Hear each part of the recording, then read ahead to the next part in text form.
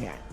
Dito lang po yan sa tournament. Baka isipin nyo sa rank games din, no? Oo, tsaka I mean Global, dito hindi lang mo din na sa match na 'to, kasi kung buong Oo. tournament 'yan, ubos ang Wala lahi na, ubos. talaga, 'di ba? Ubos. Medyo Saan tayo kukuha ng hero niyan? oo, wala na, manghihiram tayo kung saan-saan, 'di Manghihiram ba? tayo. Oo nga. Oo, baka biglang, lumabas diyan sila ano, Si Kaukaw, di ba? oo, 'yan, yung mga nasa global baka biglang ay nasa China region baka ipadala Yep. bigla, 'di ba? Oh, Maging, kailan kasing kaya galing lalabas si natin si Kaukaw, no? KPL. Sino ba inaabangan mo dun sa global? Si Kaukaw. Oo, tama naman. Tama, lagi ko kasi nakikita si Kaukaw sa account ko kasi Oo. since yung account ko is way before mag-global pa ko Ay, siya grabe. nilalaro. So, may Sinaunang Kaukaw tao ako, talaga. pre. Sabi ko, wala pa kasi ako nakikitang like Pinoy na malakas mag-Kaukaw. Oh.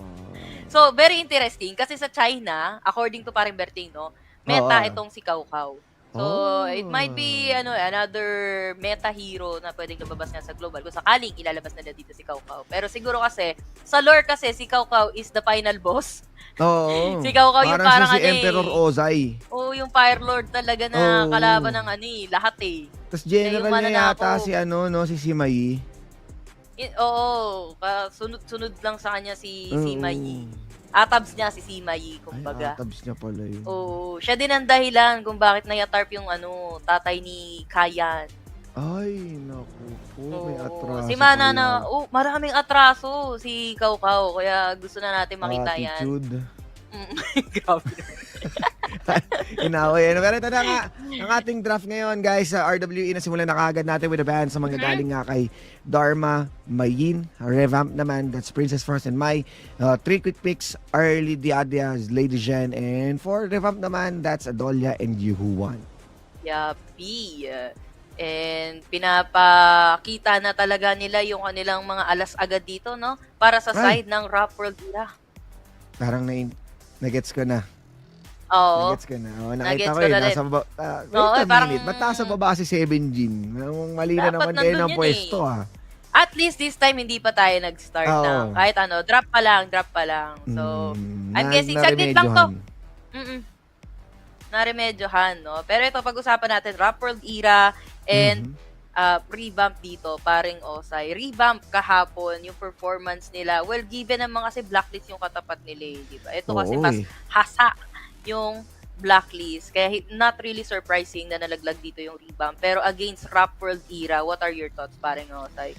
Well, kahit sabihin kasi natin yes, blacklist yung nakalaban nila, pero yung not even close eh. Alam mo yon, marunong naman sila sa draft, pero execution nila parang they're behind the shadows na they're having a hard time understanding yung galaw ng blacklist. And if papasok ka sa ganitong tournament, again, ikaw yung magiging representative. Napakataas na expectations ng mga tao, and hindi pwedeng ganun lang, no? Yung kalalabasan ng mga play mo. So I think pretty unfortunate for Revamp, or malayo pa talaga yung tatakbuhin nila compared sa Rough World. Ay, ang Rough World kasi galing man ito sa iba't ibang teams, mako-consider pa rin natin na yung experience nila overall for the whole year, kaya nilang mag-adjust sa isa't isa. Kasi ganun din yung nakita natin sa Elevate.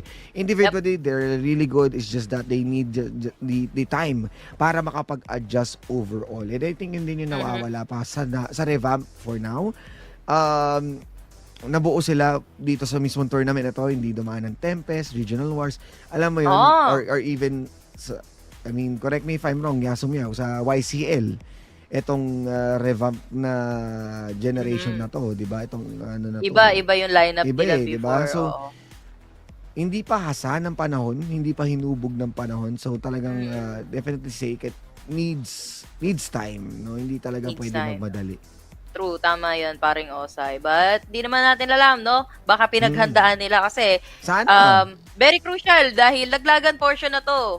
Trap World Era nga yung katapat nila. Sabi mo nga kanina na marami na napagdaanan din yung mga single members dito ng Rap World Era, and we can't deny na yung kanilang mga let's say data is kalat na. Kumbaga, na makikita na natin kung sino ba laging ginagamit nito, kung sino yung mga star hero netong star player na ito, kilala na. So, Mhm. most definitely, nakapag-review na dito yung revamp. Pero, yun nga, gaya nga na nabanggit ko kanina, Rap World era, magaling talaga silang very coordinated pa rin sila dito. Kumbaga, parang orchestrated na yung kanilang Oh, mga ginagawa dito. orchestrated. Talaga sama-sama sila palagi. Kung papasok tayo. Yun nga lang, medyo nadadapa sila dito as Rapper era.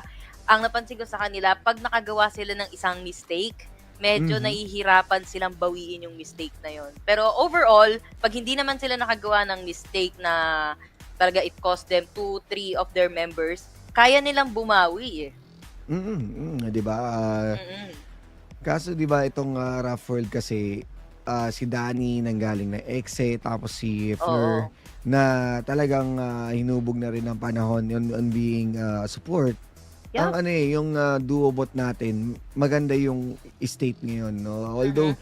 si Danny yesterday may mga questionable lang siya in terms of using the long, yung infinite passes niya.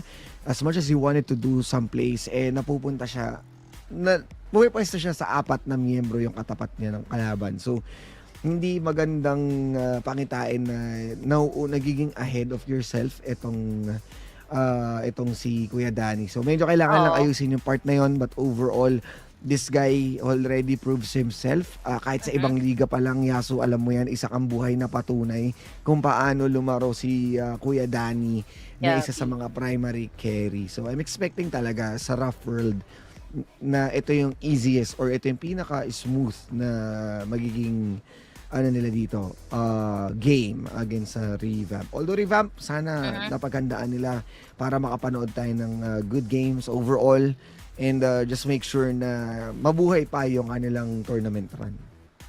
Yapi. Pero yun nga, kailangan nilang ibigay ang lahat dito sa series na to dahil laglagan portion na nga tayo. Pero again, no, paalala lang din namin, Malupiton Voice Pack is available now and pwede nyo Mhm. nang i-spam sa inyong Ayan. mga kakampi. I'm not sure kung kung global din siya na maririnig. Pero I guess for Filipino, just Hindi like the yata. previous voice packs, no? Pero at Ka- least, relate ang mga Pinoy. Oo, Bossing! bossing. Alam Pwede mo mo, paring Osay, very first voice pack yon ni Malipiton. Dito lang sa oo, Honor of Kings. syempre. Malupit kasi yung mga tropa natin sa Honor of Kings no? And Oo. at the same time din, talagang very entertaining naman si Malupitan as a whole, no? Yung buong Colocoys, may iba din kasi yung talagang nagiging content niya. At ito na tayo. Mm. Nakabalik na tayo at naiayos na rin ang mga dapat ayusin as the first pick Dolia, papasok na rin yung Huan and the two next pick ng Rough World. What's good about this is Danny will be playing on that early. Mas magiging malikot ang kanyang playstyle. Yun na nga, no? Kaso nilalabas nila agad yung kanilang alas dito. Miyue ay hinover dito ng Rough World. And yun na nga ang ilalak nila. Naku po, Nak- binigyan agad ng Dayadya si Madam Fleur. Ayun. Naku po. Nabinigay. Pwede naman nabunot si Madam Fleur. May And- na agad na mahaba yung buhok dito sa side ng revamp. Oo, for Kung sure, ako sa diba? inyo, itali nyo yan, i-gel nyo yan. Ako po, yung Mm. mga Dayadya na yan, nananabunot yan. Oo. And ang hirap niyan pagka nahuli ka na niyan nasipa ka na. Nasa Sinabunutan ka. Oo. Sinipa ka pa. Hindi ka And talaga ito ay- alis ng walang pasa. Lumabas na yung Miyue ni Seven Jin. Yep. So it The means Miyue. meron na kaagad silang frontline. Lumulubog to nawawala to bigla sa umbral moon niya. So ang dami ng skill na nadadodge. Same halos with an ending sorrow yun ni Yuhuan. So double trouble na makikita natin. Double an ending, double infinite vastness. That's 2 dodge ultimates. Dahil nga dito sa Dolia, kailangan na lamang niya mamili pero sino pa ba ang pwede nila mapakinabangan dito? Uy! Siyempre, duda ako dyan, Kuya Tatay Darkin. Manong? Grabe ka naman. Charlotte, Ano lang, possible? hover lang. Charlotte, possible. They need yung continuous na damage dito pero mukhang maglilin muna sila for the middle lane. Oo, sila nag-ban mismo ng Princess Frost eh. Mm. So wala na magiging kapalit dito. Madalas naman Uy. yung dalawa lang ang ginagamit pero sheesh. Sheesh! Gagamitin nga ba? Ilalak na ba nila dito habang si Arise? Musashi? Sigurado ba sila na Musashi ito? Nyo, meron Dolly. Oo, may Dolya. Tapos merong Yuhuan. Meron May gun ding... ka pa, Kuya Kuya Sino Arise, iduduel nito? Si ano? Wala pa siya actually maduduel dito, si Dolya. Yung pinaka pwede niya maduel ba? Okay, Talagang tingnan push yan. natin. Sige, go. Kaya yan. Pero In terms of tatlo combo, dito, Yasuo may invulnerability na kahit sabihin oo mo nga itong eh. si Lady Si Jhin. Lady Shen, yeah. Mag-aalin pa ngayon to. Oh, sino na iduduel natin yan today? Bus. Si Osiris na lang yung iduel mo. Naku, mukhang delikado yan. Pero Mm. Kaiser pa siguro pwede rin. Pero Tingnan natin. Pwede din naman kasi gamitin yung duel to the death to bait out the ultimate kasi kung i-imaginein mo, pwedeng dalawang ultimate, Dolya and might be the Yuhuan ultimate. Kaso, sino pa ba? how about the follow-up, diba? Kasi alam naman natin eh. kapag ka nag-duel yung Musashi, paano ka mag-out? Hindi ka pwede mag-out ng basta-basta. Ay, Hirap di na. ba? Sanse. Well, good pick pa rin naman yung Sanse coming from the revamp dito para nga naman meron silang panglikod. Okay na yung harap nila eh. They have the Yuhuan. Actually, si Yuhuan lang yung pangharap nila dito. Kung mangdilikod yung Sanse, no? Or pwede naman din mangharap din yung Sanse as long as tumama yung kanyang set sail. Pero we'll see, no? Parehas natin kine-question ang kanilang lineup, paring Osiris. Ito na naman tayo sa mga kine-question na bagay-bagay, no? Oo. Ito na naman yung mga hindi natin ine-expect na mga pickings. At nakita ko nga rin na maganda din naman yung game plan dito ng revamp. Utilizing the Dolya. But the experience ng Rough World era, you have also the Mue na sobrang aggressive ni Seven Jin on playing this in Arise na pinakawala na nga as the 6 man. Nagpakitang gilas din yesterday. Big question, sino ang i-duel to the death? Kind of forces out also yung possibility na pwedeng sorpresahin dito, no? ng Rough World. Kasi once na nag-duel ka, magagamit na yung isang skill mo, i-reset lang ni Dolya. So halos hindi mo na napakinabangan agad yung ulti mo for once. Oo. Delikado ka pa kasi how are you gonna get out, di ba? That situation. What you gonna do, diba? What you gonna do? About They come for you. Tama naman yun, Ay, paring seryo. Osay. Naku po, grabe naman yan. 2 versus 1, pero lumalamang si paring Danny, pero may payong para sa Mengedli.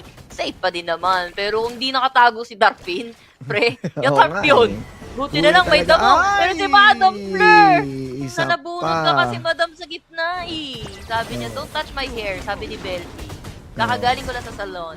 Nako, grabe naman yun. Hindi na... Kumbaga, kakapariban ko lang, kaka 13th month pay ko lang, kaya... Ay, ang dami nagpariban nakariban muna. ngayon. Ayo, automatic yan kada 13th month. Tsaka syempre, Oo. isipin mo, Christmas party. O magbabagong Tapos- taon, uso na yung new me. New Oh, year, new me. hair, new me.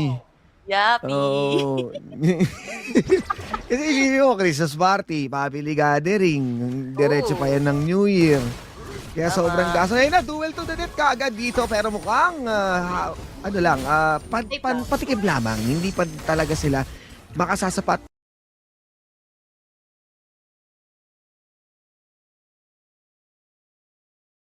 Yung, yung unending sorrow. Ah, hindi. Try lang.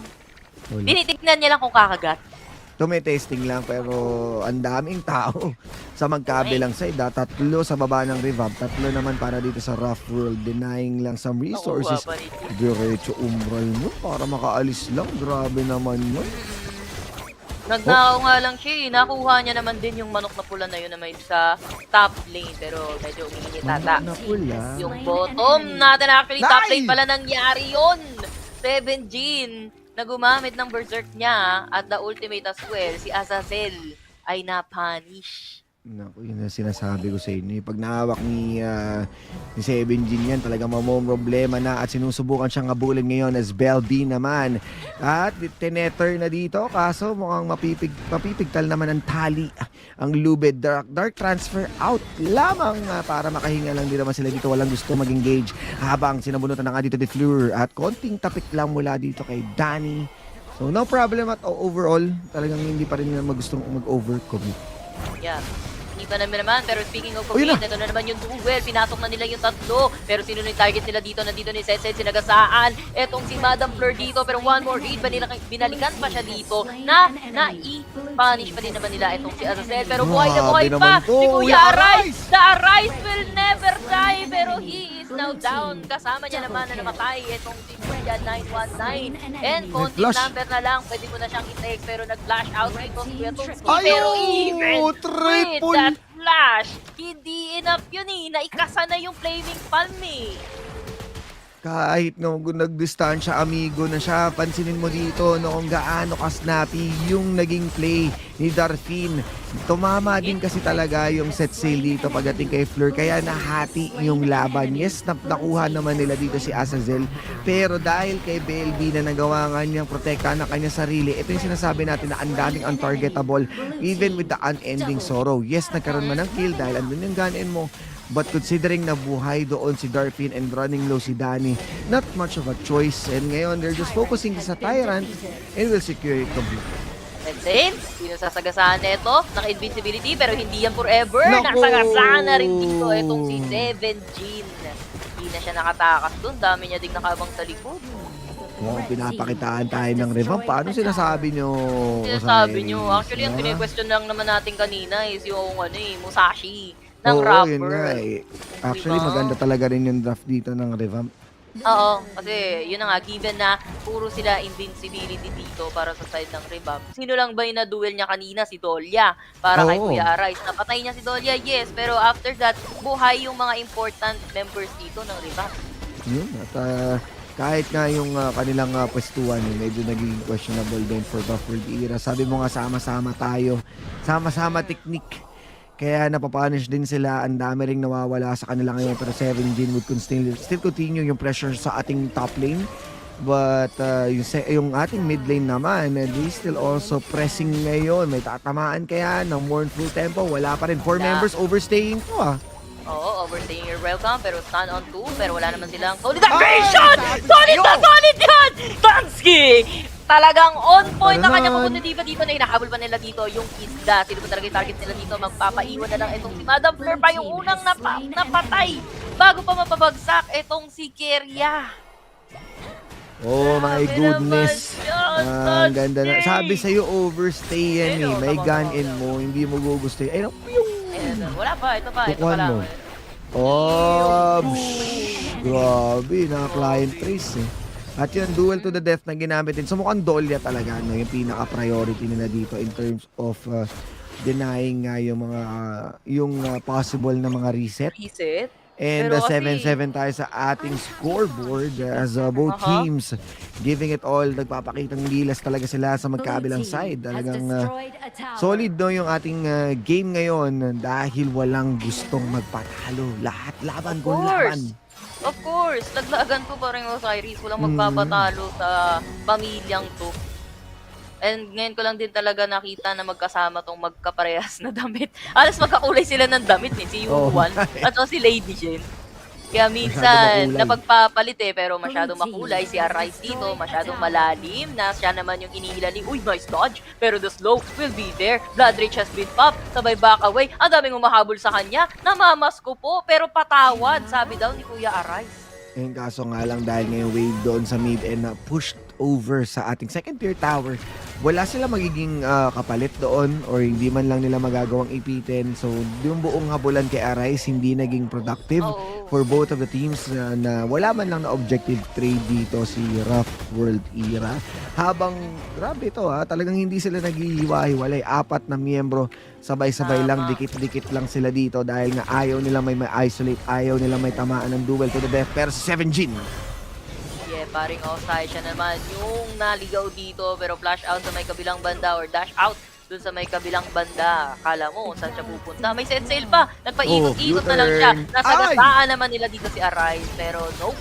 Hindi naman sila mag-go doon dahil low health na itong si 919. and nakikita rin naman natin yung mga pinapakawalan na kuko dito ni Gun and Mo.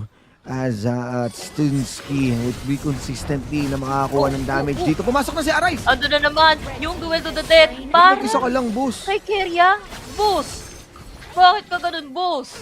Ba't ka lumaban mag-isa, boss? Ang layo nila, miscom. Oh. Bakit ba ganun? yun? Alam mo, nasabi ko yun sa huddle. Sabi ko si Arise masyadong mabilis eh. Oo nga. Kung mag-isa lang siyang pumapasok, malayo pa yung kanyang mga kapamilya dito eh. May lakad yata si Kuya Arise eh. No? Gulat ka na lang, nandun na siya eh. Gulat ka, no?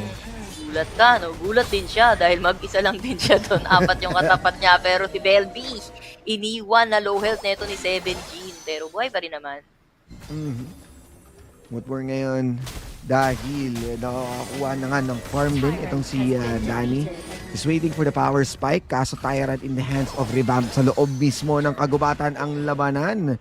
Once bulilyaso sila pero dahil nga na-push na yung top tower, will give a lot of time para makahinga sila dito kasi si Kuya Arise ang lalim na naman. Kumakalabitan naman siya dito habang kinakalabitin yung Gatila. Uy! At go! Teka lang! Pinaikot-ikutan lang ni 7G nitong si Kuya 919. Sabi niya, meron kang unending sorrow, Ako rin. Pero ito, mukhang magde-death crush yata yung side ng proper tira. Hindi naman Push nagpakagat lang.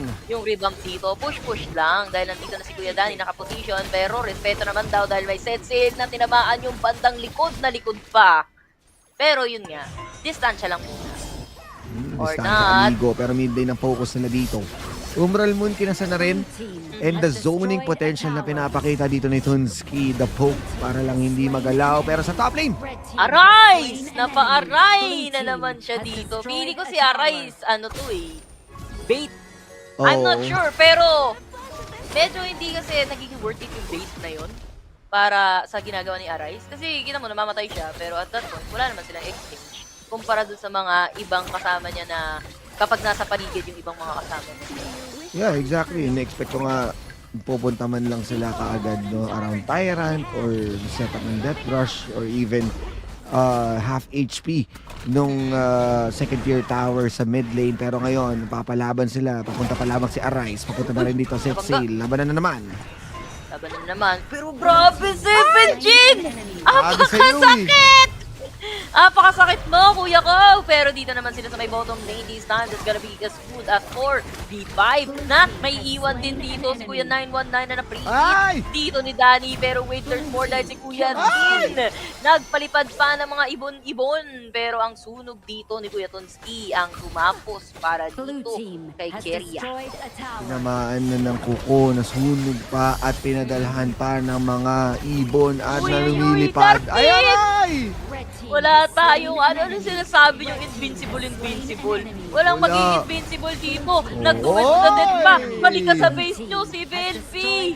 Kababangon lang niya sa sakuna. Pinauwi na agad ni Kuya Arise. Feeling ko nga talaga si Arise ay bait lang dahil ang tunay na star ay etong si 7G with his Miyue. Namamas ko po. Sabi niya dito, pero masyado siya nasasaktan. Nakadodge pa din naman siya dito. Lumabas pa. Etong si Kuya 919 with an ending sorrow. Pero double with a double kill pala ang binigay kay Kuya 7G and make the triple kill. Talagang dinouble mo pa. And that would be Rap World Era taking game 1 away from Revamp. Kahit sabihin natin na naka-triple doon, si Dartin hindi pa rin yung sapat para mai-push ang advantage ng Revamp. And definitely, Rough World Era, fights after fights na ipanalo nila. Yup. Looking for some priority target. Talagang sulit, no? Yung ating game 1 for them, they managed to control overall. Kahit sabihin natin yung early game, dinahandahan lang din nila. Pero once na magka-item si Tunsky, once na nagka-tempo si 7Gene, pasok lang siya ng pasok eh. Yabi. Parang, ako, parang saya. Ang question ko talaga, yung Musashi. Oo. Pero kasi hindi naman siya yung naging MVP. Si Arise, hindi ko sinasabi na nagpapapid siya, pero parang effective na nagugulo siya. In a sense, parang siyang naging Athena. Na nanggugulo dun sa mga kalaban and then using up all their, let's say, ultimates, mga important skills dito, binibigay nila kay Arise. Then, pagpasok ni 7Gene, what you gonna do? Wala ka ng invincibility. Nagamit mo na lahat kay Arise. And then, nag-shopping na lang si 7Gene. kahit sino na yung kubuha to the point na kahit si Fleur gumagawa ng sarili niyang play, no? So, Yup. ramdam din, no, itong lakas ng RWE against Revamp in terms of decision making. Everyone also is making sure na may ganap bawat miyembro, no? Hindi man sila kasing proactive in terms of objective, nagagawa man silang may mga trade-off pa rin naman itong Revamp. So it means na kaya may pagsabayan pa rin ng Revamp despite of them having those losses. But the thing is, laglagan portion kasi to and it feels like they're not in a good spot. Lalo pat nasa match point ang Rufford era. Yeah, ine-expect natin talaga sa kanilang draft dito sa Revamp. Sabi natin, medyo nagpe-favor tayo sa Revamp kasi they have these invincibilities and whatnot. Pero hindi siya nag-matter nung late game dahil nga sa ginagawa din nito ni Arise. And ang sakit nung tether ng isang Miyue. Like, sobrang sakit, pre. Kahit nasa under the turret na siya, wala siyang pakialam sa nararamdaman ng Torre. Tapos tamang lang, no? Tamang dark transfer lang. Oo. Ito, I think highlight ni Arise to. Siya nga lagi yung nasa fronta. Pero yun nga, hindi naman si Arise yung naging MVP dito. But he's making some spaces pa rin talaga sa kanyang mga kasangga. At naiwan pala si Miyue na mag-farm, no? Ayun, no? 4 lang pala sila dito. Parang partida pa na 4 sila dito. Pero yun nga, si Darfin yung naging star player on that team fight kanina. Pero eto, pre, Tonski. Oo. Parang may Nako. parang calculated gumamit ng protractor. Oo, grabe. Mataas ang score sa mathematics na trigonometry. At saka kung ano-ano pang geometry, mga ganon. And yung lineup nila talagang fully na-utilize nila, no? Even si Danny na maganda yung mga naging pwesto na dito. Hindi rin basta-basta nahuhuli itong early. And dahil nga busy sila kay Seven Jin, busy sila kay Musashi na pasok ng pasok, may papansin mo na si Fleur tsaka si Danny. May sarili na silang mundo. Sige, mamili ka na lang kung sinong gusto mong hulihin dyan. As long as nasasabunutan ni